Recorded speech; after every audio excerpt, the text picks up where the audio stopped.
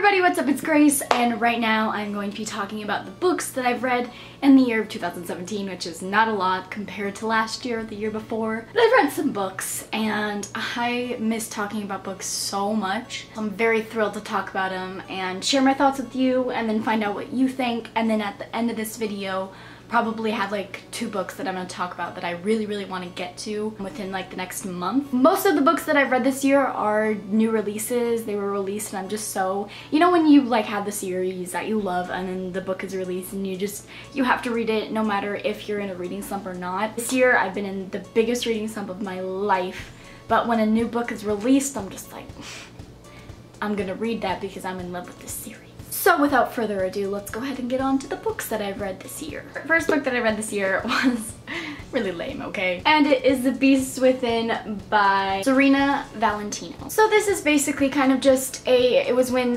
Beauty and the Beast was coming out, like the hype of it. I saw it at Disneyland, I just picked it up, I was like, this is gonna be a fun read, like just a little fun read.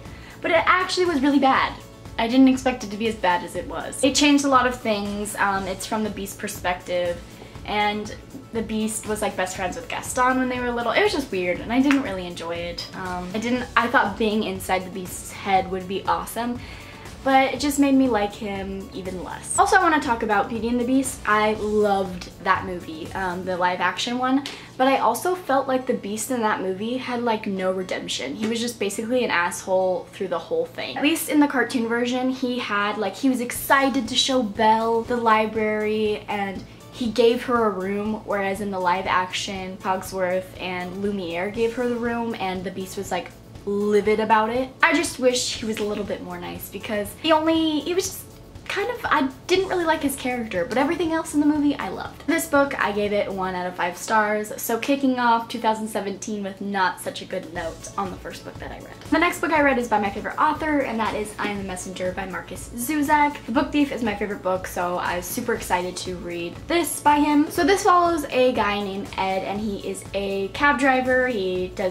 drives the cab kind of illegally because he's not the legal age to be a cab driver, but he does it anyway. His life is kind of boring. He's kind of just living day by day with his friend. He's in love with his best friend Audrey, so that kind of is a conflict in this book. But one day he witnesses a robbery at a bank and he just decides to take actions into his own hands and apprehends the robber and takes him down, and the police come and he feels really good about himself. After that, he starts to get these cards in the mail. They're like ace cards and there's a name on it and an address. So finally curiosity gets the best of him and he goes to this address, he finds the person, and he realizes that the cards are a message to help the person that he's going to, the house that he's going to. And so he gets all these cards and he goes to the houses and he just does what he can to help them. And he just realized a lot about himself through this. I really loved Ed. I really loved this book. The only thing I didn't like was he's a hopeless guy and he's in love with like the manic pixie girl. I don't like that storyline, but it didn't really go in the direction that I thought it was gonna go, so it was awesome in that sense. So I ended up giving this book 4 out of 5 stars. The writing is phenomenal. The story is great.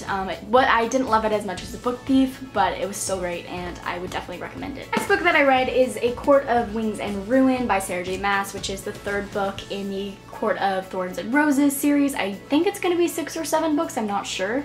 It was originally supposed to be just a trilogy, but it was really good, so I think she was just like, let's make it a huge series, which I'm totally cool with. I'm not going to say a lot about this given that it's the 3rd book in the series, but if you didn't know, this is about fairies, the winter court, the spring court, stuff like that. And this series is just so good. It's well developed. I think that Sarah J Maas has a tendency to make her books a little messy and a little confusing at times with like character development. Sometimes the characters are developed in such a way they don't feel like the character that you read from the beginning of the story. There's character development and then there's just like, what the heck, this is like a completely different character. And I feel like a lot of the times in her books that happens, but I don't feel like that in this series. I feel like her characters are well developed realistically and they still resemble the characteristics of the characters from the beginning, which I like. I love the relationships in this series. I absolutely love that we got to get a closer look at Feyre's sisters because in the first book they were just kind of crappy. In this book they're still a little weird, but they come from a good place and they're loyal and they love family. And I just really love Nesta And what's her name? I'm completely blanking on the other sister's name right now because the names in this series they're like weird, but I like it.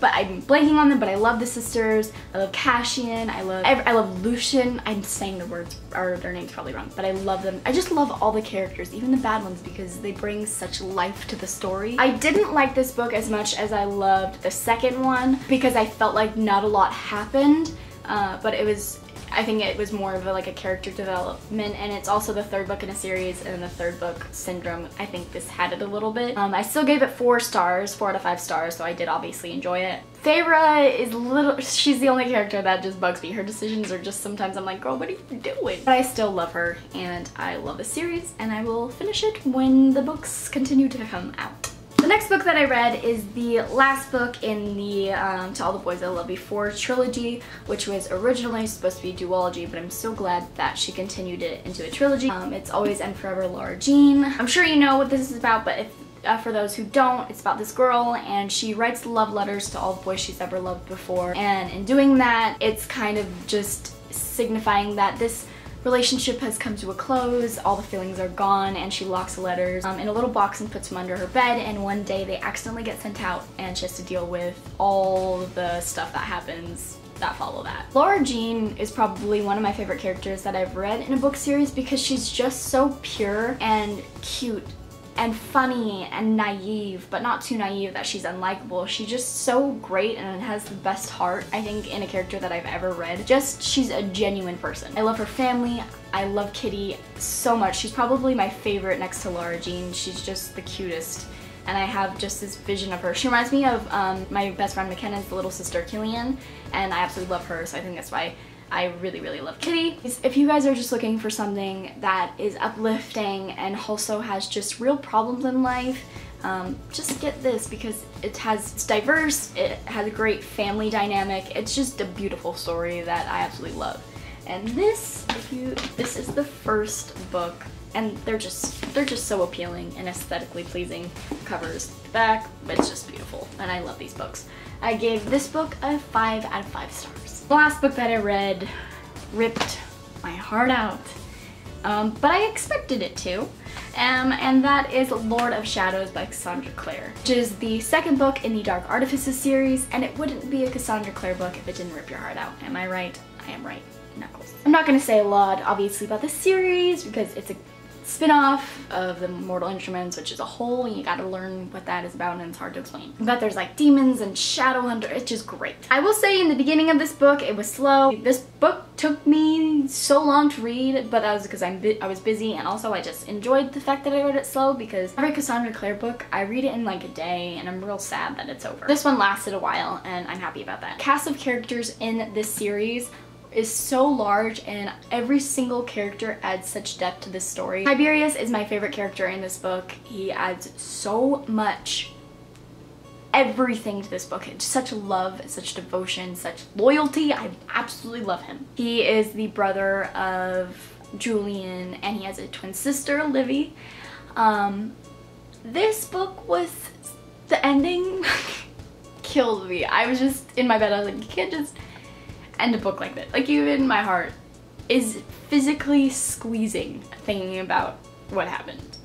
And the fact that I have to wait a year, maybe longer, for the next book is also painful. It's also a knife to the heart in itself. I gave this book 5 out of 5 stars, like I do with pretty much every Cassandra Clare book. She is amazing, and I'm gonna just leave this off by saying you need to read this series, also every single book she writes, because it's so good. 5 out of 5 stars. What? My phone just, there's ghosts. So moving on to the books that I want to read, hopefully in the next month or two. The first one being Mad Miss Mimic by Sarah Hinstra.